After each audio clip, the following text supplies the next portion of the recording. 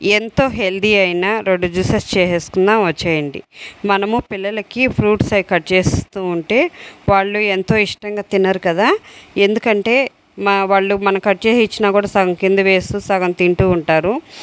మనకి ఈ వేసవి తాపాన్ని కూడా తగ్గించాలంటే అవి ఇవి తాగకుండా కూల్ డ్రింక్స్ అట్లా తాగకుండా ప్రతి ఒక్కరు ఒక్కో జ్యూస్ తాగితే వాళ్ళు హెల్తీగా ఉంటారు, పిల్లలు కూడా హెల్తీగా ఉంటారు.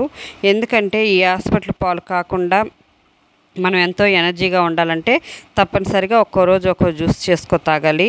ఫస్ట్ ఒక జాంకాయ తీసుకున్నాను, తర్వాత మంచి మీగడ పాలు తీసుకున్నాను, తర్వాత 2 స్పూన్లు చక్కెర వేసుకుంటున్నాను. తర్వాత మిక్స్ చేసేసుకోవాలండి.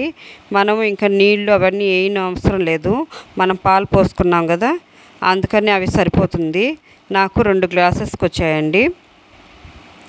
మనం పిల్లలు తాగకపోతే ఇట్లా బూస్ట్ వేసి పైన అట్లా వేసి ఇచ్చామంటే వాళ్ళు ఎంతో ఇష్టంగా తాగేస్తారు.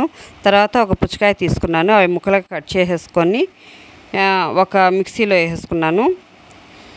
మనము పుచ్చకాయ బాగా తీగా ఉంటుంది కాబట్టి మనకి షుగర్ అట్లాంటివి ఏమీ అవసరం లేదండి. తర్వాత ఇవి గింజలు అట్లా ఉంటాయి కదా, అవి కొంచెం వడగట్టుకొని అవి తీసేసుకోవాలి, గింజలు అవి ఉంటాయి కదా. తర్వాత ఎంతో హెల్తీ అయిన పుచ్చకాయ జ్యూస్ రెడీ అయిపోయిందండి. మీకు నచ్చినట్లయితే please subscribe, like, share, subscribe అండి. అందరు లైక్ చేయట్లేదు, 10 మందికి రీచ్ అవ్వాలంటే లైక్ చేయాలి. Thank you.